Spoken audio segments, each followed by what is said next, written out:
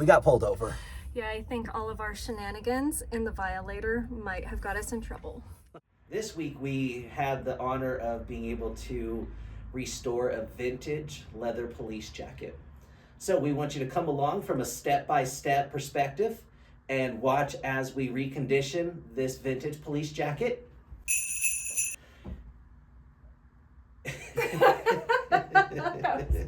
That was great. Yeah. Just come along.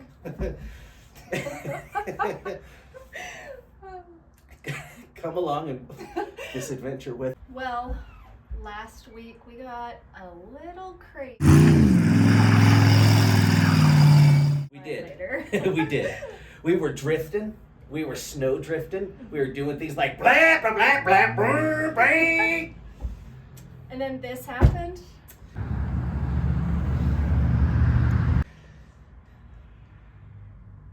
But it is the raddest day of the week. Monday! The day we upload our videos. All right, gonna go grab that police jacket and bring it in here to Candace so that we can get this started. Let's do it.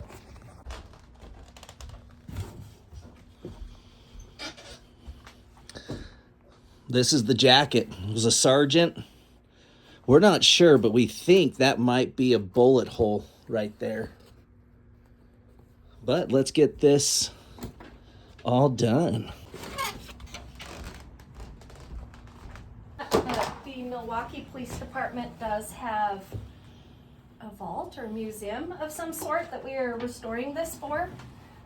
This is something you can do on your own jacket. You can see that it's dry and brittle. This is definitely when you want to be able to clean it. So you use a saddle soap and a sponge. And you don't want it too thick and foamy, you just want to get it a little moist. And this is a cleaning agent. It's going to lift any debris that's built up on it. I'm just going to go over it gently. Don't leave a coat, a film. You can see. Don't leave a coat on the coat. Wow. And then when it starts to get foamy, rinse it. We're going to do this to the whole jacket. You can see it's going into the cracks.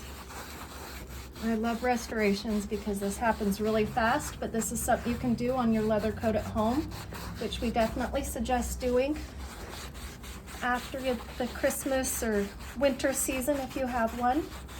Or where can they bring it? You can come down to B Diamond Leather and we can do it for you. Do it professionally? Professionally. Okay, you can already see a difference. This is just the cleaning. I can't wait to get to the next step because that's when it starts to really shine.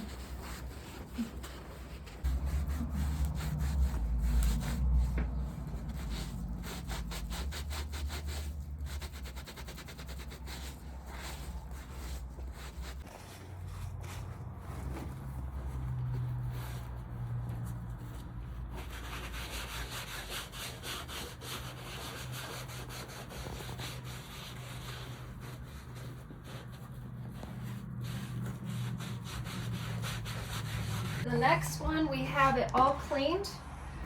It almost looks worse, but that's part of the process. We just got all the gunk off. So now we're gonna move into conditioning, which is my favorite part. You'll see the biggest results. I use leather conditioner. You can get this multiple places. I prefer this. It's more of a cream that I can work in.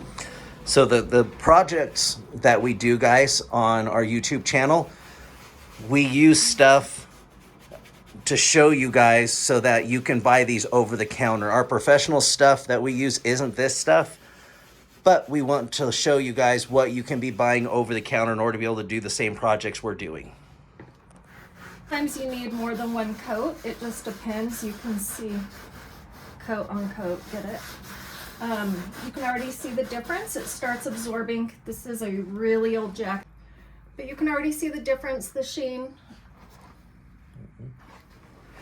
I'll move down a little bit.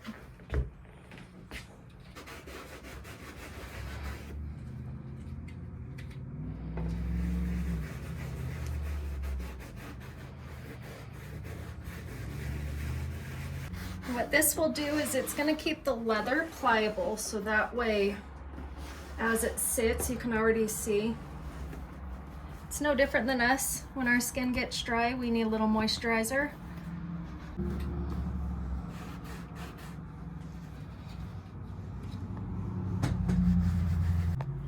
So we're going to stitch, called ladder stitch right here. You can see there's an opening right there.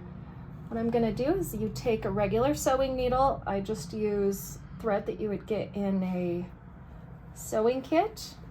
I do have to put my finger in there to find an edge. Now what we're doing is trying to do an invisible stitch, meaning you won't see it. Really? That's why it's called an invisible stitch. That way it's invisible when you stitch. All right, let's see guys. So I'm working with,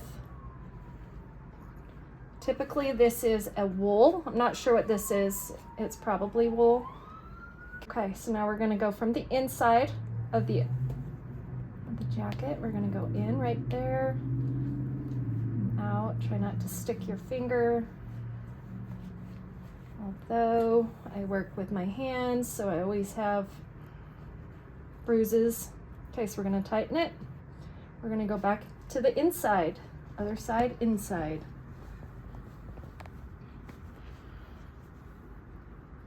Gently tug it. You can see it's already starting to go. Yeah, gently tug it. Little tug. Oh, goodness sakes. Restorations, most of the time you can see this is like a hand stitch, so whoever made it really made this. Gloves, so we're just gonna do a little, my thread's getting bound up.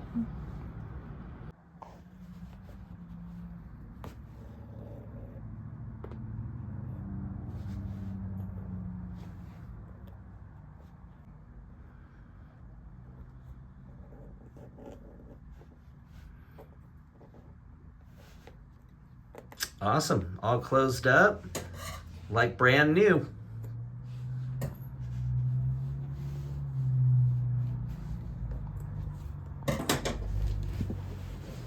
Can't even see, it's like it's hidden.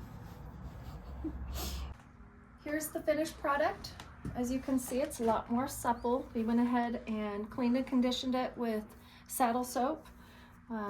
We cleaned it with saddle soap, conditioned it with the Aussie oil. And those are all things that you can buy at most leather supply shops. They are.